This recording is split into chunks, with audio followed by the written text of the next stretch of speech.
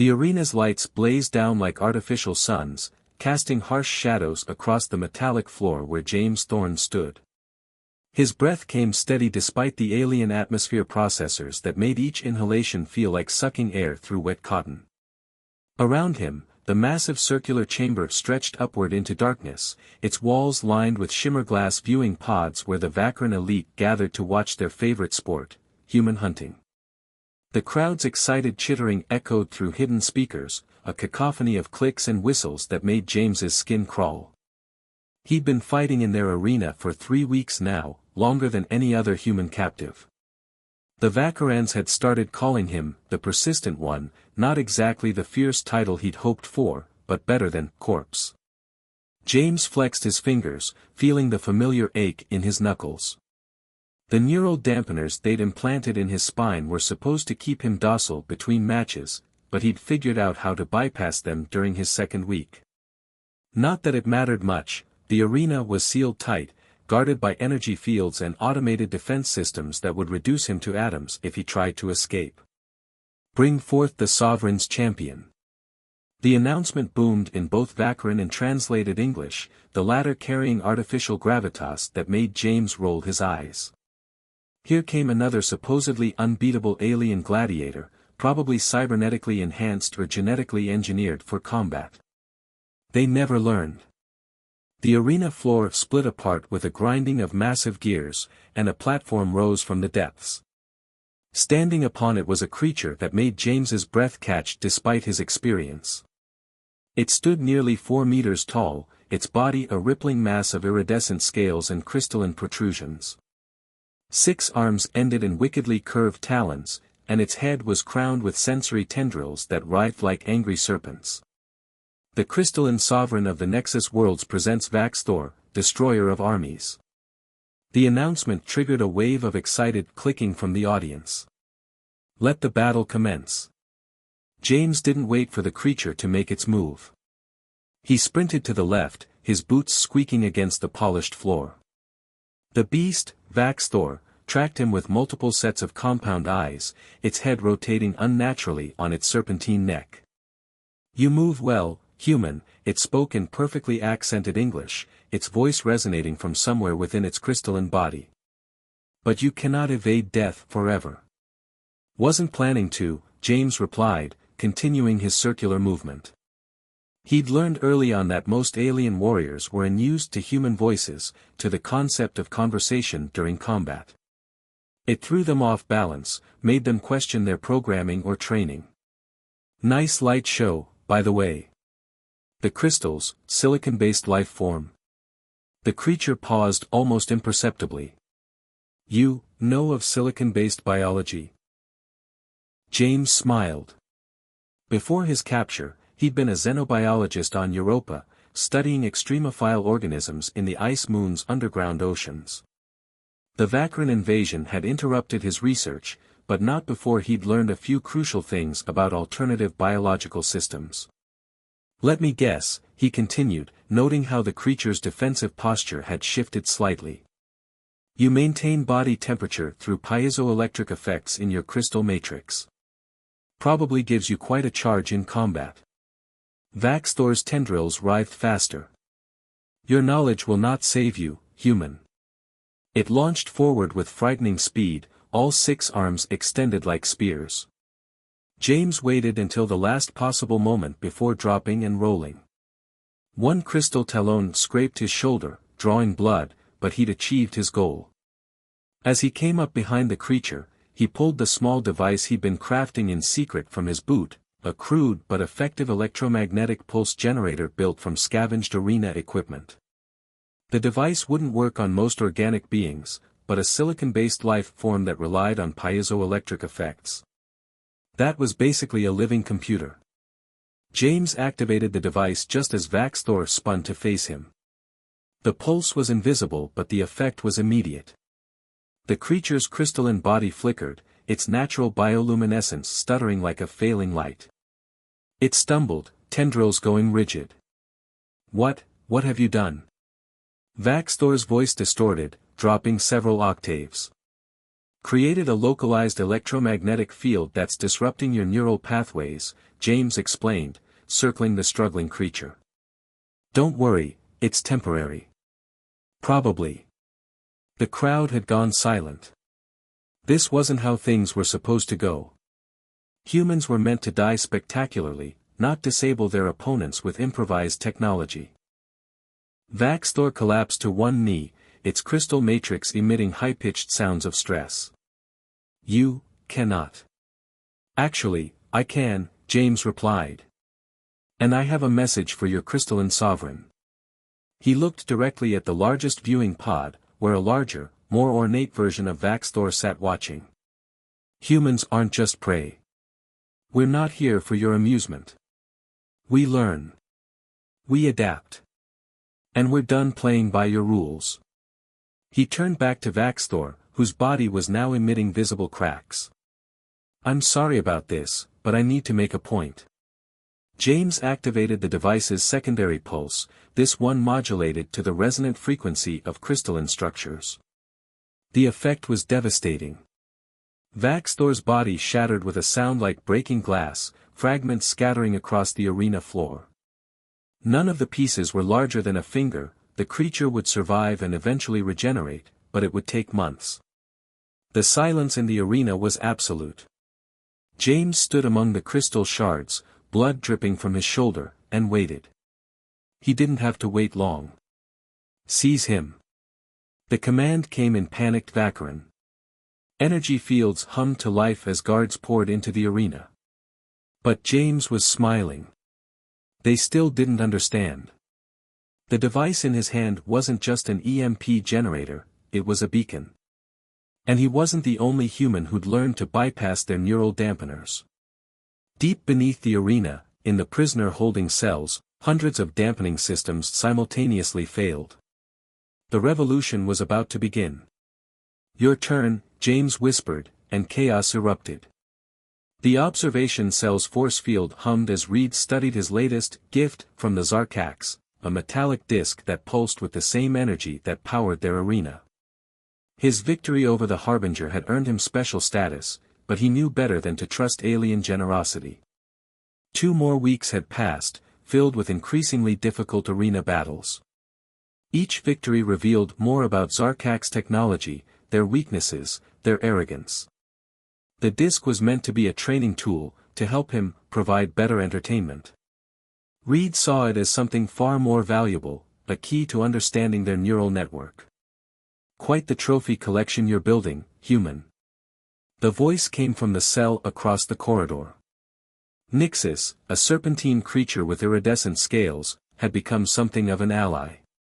Her species, the Veshkar, had been fighting the Zarkax for generations. Not trophies, Reed replied, carefully disassembling the disc. Research materials. The device's interior revealed familiar patterns, crystalline matrices interconnected with quantum filaments. Every piece of Zarkax technology shared this basic architecture, a fact they seemed blindly confident would remain their secret. The arena master seems impressed by your progress, Nixis observed, her scales shifting colors with curiosity. They've scheduled you for the Crucible tomorrow. Reed's hands stilled. The Crucible was their most elaborate trial, multiple opponents, changing environmental conditions, and a direct neural link to the arena's systems. No prisoner had ever survived it. Perfect, he murmured, extracting a key component from the disc. That's exactly what we need. Nixis's scales flickered with alarm. Need? Reed, the Crucible isn't just another battle. It's their ultimate testing ground. The neural link, it changes you. Only if you fight it the way they expect. Reed held up the component, a quantum oscillator barely larger than his thumbnail. Their entire civilization runs on networked consciousness. Every device, every system, all connected through quantum entanglement. But they've never faced a species that understands how to disrupt it. He explained his plan, watching Nixis's scales shift from skeptical purple to interested gold. By the time he finished, other prisoners had gathered at their cell barriers, listening intently. It's impossible, a crystalline being whispered from 2 cells down. The neural network, it's foundational to their power. That's exactly why it'll work, Reed countered.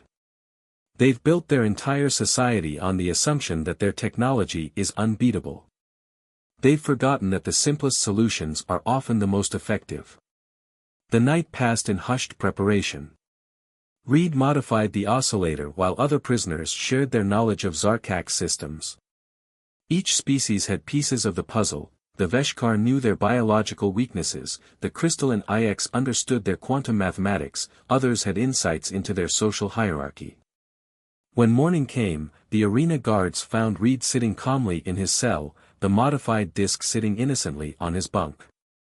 They escorted him to the Crucible's preparation chamber, their crystalline forms pulsing with anticipated entertainment. The Crucible itself was massive, a dome-shaped arena that dwarfed the regular combat grounds. The neural interface waited at its center, a crown-like device humming with potential. The alien audience seemed larger than ever, their viewing pod stretching up into darkness. The human warrior faces the ultimate trial. The announcement reverberated through the chamber. Today, we witness either ascension or annihilation. Reed approached the neural interface, his modified oscillator hidden beneath the metal they'd let him keep. The crown descended automatically, its contacts pressing against his temples. Information flooded his mind: arena controls, environmental systems, combat parameters. The Zarkaks expected him to be overwhelmed. Instead, Reed smiled. The oscillator activated, its carefully tuned frequency spreading through the neural network like a virus. Quantum connections wavered, patterns disrupted. The arena's systems began to flicker. What is happening? The arena master's voice crackled with interference.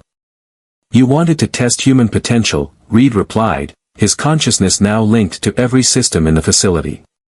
Here's your answer. Throughout the prison complex, force fields began to fail. Cell doors opened. Emergency systems activated and then shut down. The carefully maintained order of the Zarkak's training facility dissolved into chaos.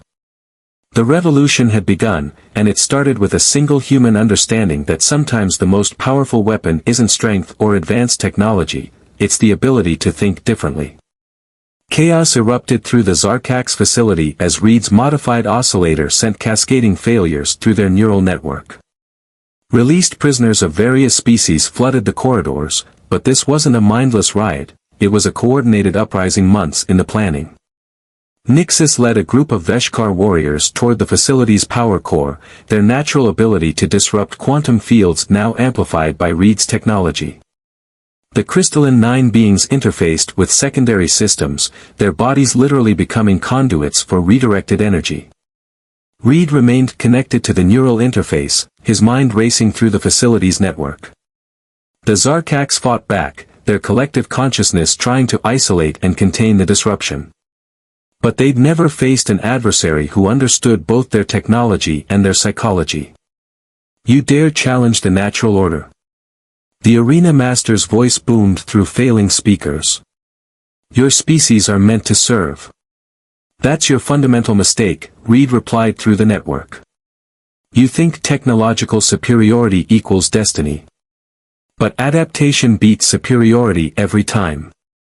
The facility's defensive systems activated, automated warriors and energy barriers.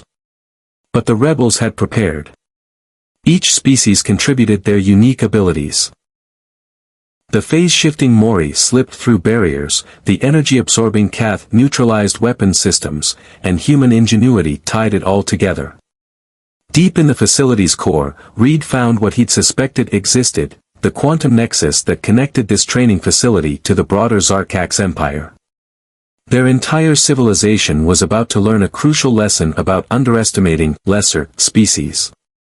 The revolution spread like wildfire through the neural network, and with it, a simple message: freedom isn't given.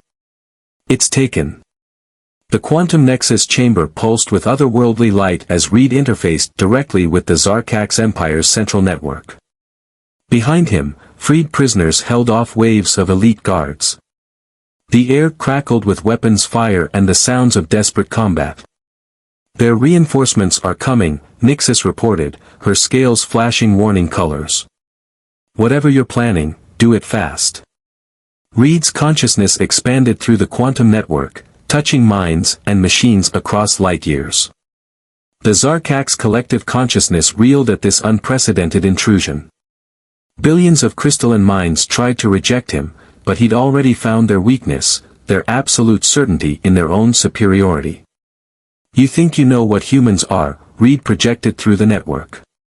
You've studied our wars, our technology, our biology. But you missed the most important thing about us.